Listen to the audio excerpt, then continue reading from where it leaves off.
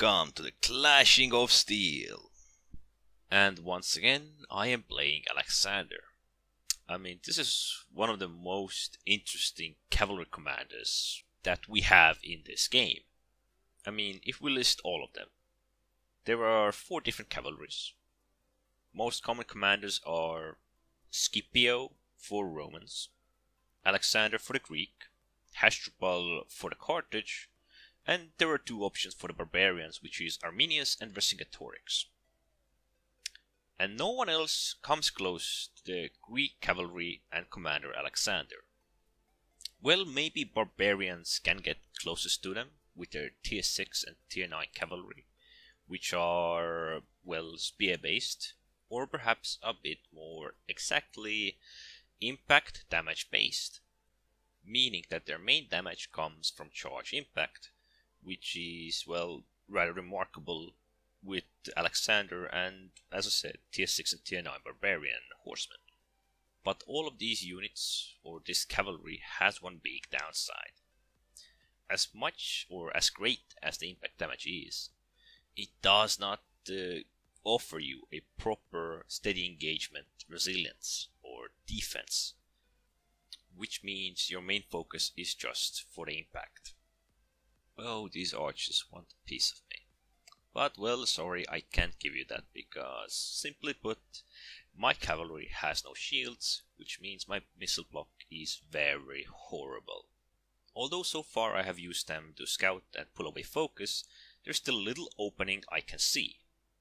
And this went rather well. I damaged them quite heavily and I'm even able to pull away.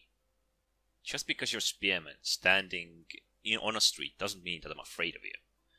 If you have poor awareness and no general idea of what you are doing, I can easily use that against you. Although I'm guessing he was expecting for me to be very aware of that he is spearman and to just keep away. It would have probably been a lot safer to just go close and pull away just to try and force them into phalanx.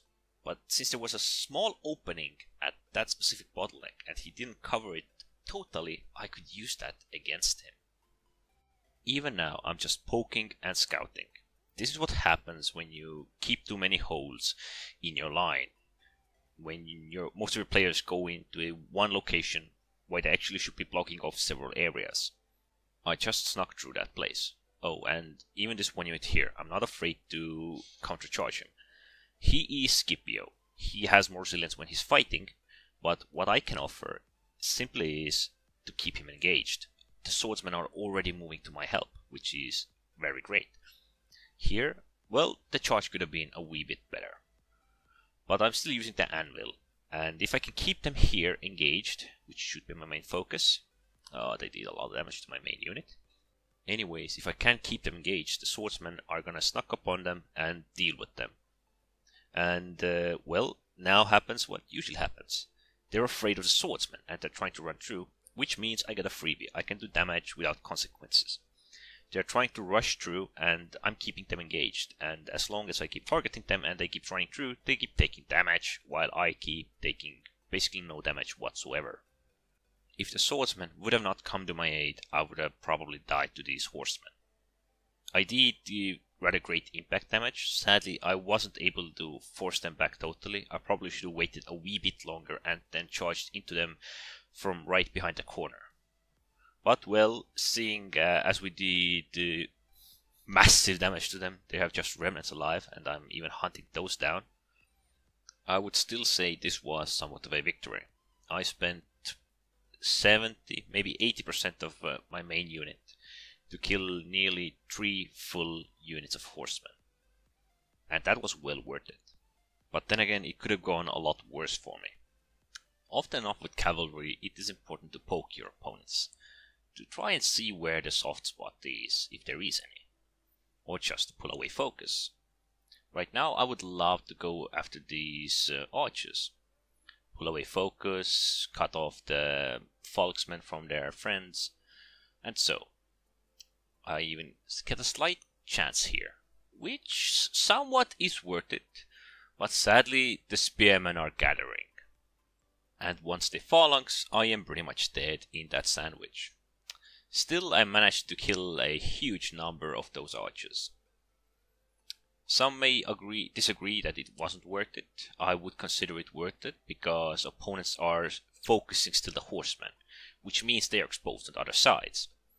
But this engagement will still be hard because Leonidas usually doesn't care if you're flanking him. If he doesn't lose morale or isn't routed, to say which is the best solution, he will just outleave you. He will try and turn around. It is just so easy to withstand with spearmen, especially with Leonidas. Well, I did make many interesting actions in this fight. I'm not sure if any of those were mistakes I made so far, but the value is debatable quite heavily. Especially seeing that only one of my units is still viable for big amount of wrecking. Sadly, I also don't have many available options left. The spearmen are fighting there, swordsmen are fighting back there. I could go and support them, but I don't think it is worth it. I mean, I don't want to go offense because they still have some units alive. Well, actually they have more than half the team alive.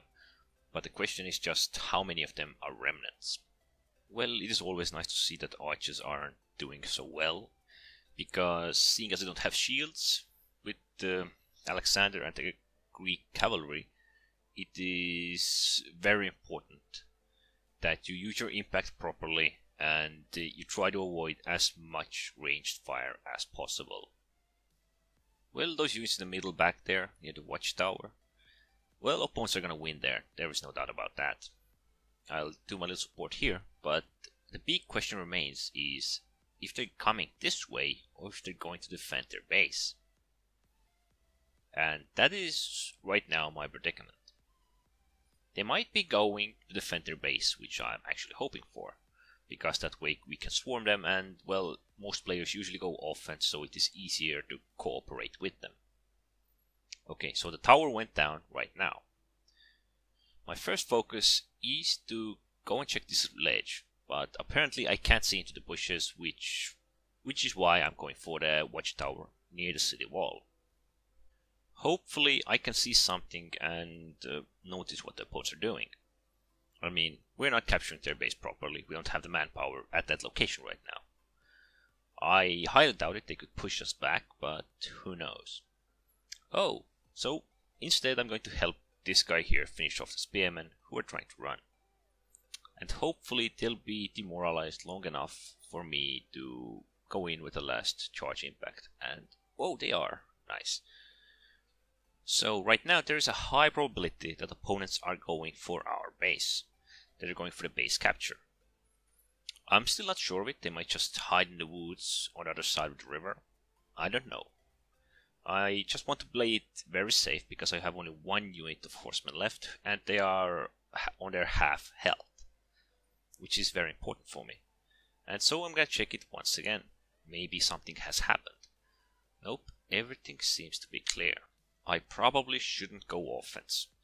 Another thing I fear is that when I go for the tower on the other side of the river, that they're gonna jump out of the bushes and, well, destroy a huge number of my units. Perhaps more precisely, a huge number of my already remnant units. So, they're probably going after our base. And so, everybody in our base, or in our side of the map, is also going towards the opposing base. And now I can be sure that there is nothing here. What actually makes me guess that they're not at our base is that they haven't already started capture, which is really weird. It just started now. But they should have been there like half a minute ago. And another thing that is really surprising for me is that they're capturing at a extremely fast rate actually, seeing that they were mostly remnants. But then again, it is at this adequate speed that seems to be full 3 units, something like that. And because the capture is not near instant, it is great that I have a chance to sneak around them, which might actually give me a drop on them. And fortunately, I am not the only one going at our base. Which means even if the archers, well, they aren't defended, but if they should have been defended, the swordsman could have pulled away the focus and I could have flanked at least. So this is an ideal situation. and that was a scorched earth fail, I would say. That didn't do you any good, you just wasted your scorched earth, you just wasted your biggest damage dealer to block out infantry who can easily avoid it and come back around the fire. I didn't notice I had all my moral gone here. Must have been because I pulled away the moment infantry was coming for me. But well, this is our predicament. This was our fight. I did okay. I wish I could have dealt more with the spearmen because, well, Leonidas is a tough nut to crack. Well, the fight is pretty much over, but we still have the spearmen to deal with. I mean, these guys here, they are no longer any threat to us. We got back to our base, we dealt with them, and they just wasted their scorched earth. They could have used it in so much better locations. But, okay, let it be. So, I'm not even sure I should do anything here, but, well, I am a player who plays on his impulses. Why not use a charge? Well, I'm actually guessing the spearmen could have been used to defend the archers, defend the rear, or something else. And of course it's Miltiades. Because right now, they are not much more use. They're just wasting themselves. They are gonna get surrounded and swarmed. I mean, these swordsmen, I'm not sure they can deal directly with them, but seeing how aggressively and pointlessly this player plays, there is quite high chance that even without the vengeance, he can just beat the living hell out of this spearman player. And, well, why not? Let's finish this. I mean, he has 2 spearmen. He could have made this situation so much better. He could have just pushed front and defended rear, but, well, players play on their impulses. Or maybe he just gave up. So, the scoreboard. Well, surprisingly enough, I was the best in my team. I thought some of my teammates might do a wee bit better, because considering my score is just above average. Most of my team actually did quite okay, at least. And well, the spearmen, whom I snuck through twice, are the best in the opposing team. Most of their score is based on defense. That is a nasty 8,000 points. And well, the Ambiorix player in the opposing team was playing with archers, the second worst in their team, at least by the score, is the one on whom I got the drop on because the best player in their team, or the most score player in their team, just couldn't seal off the bottlenecks properly. I did manage to counter and kill the top opposing cavalry player in this match, Scipio, whom I cut off, and the support I got from my team's catapult player, which is why we were able to defeat him so easily. So the 2 players who snuck through and were capturing at the end, one was the best Vercingetorix in the opposing team, and the only Kinana player on the opposing team. I did manage to defeat them, with the help of course from the swordsman, and probably the worst player, or the player with the biggest mistakes, was opposing team's Miltiades, who kinda waited till the end of the match.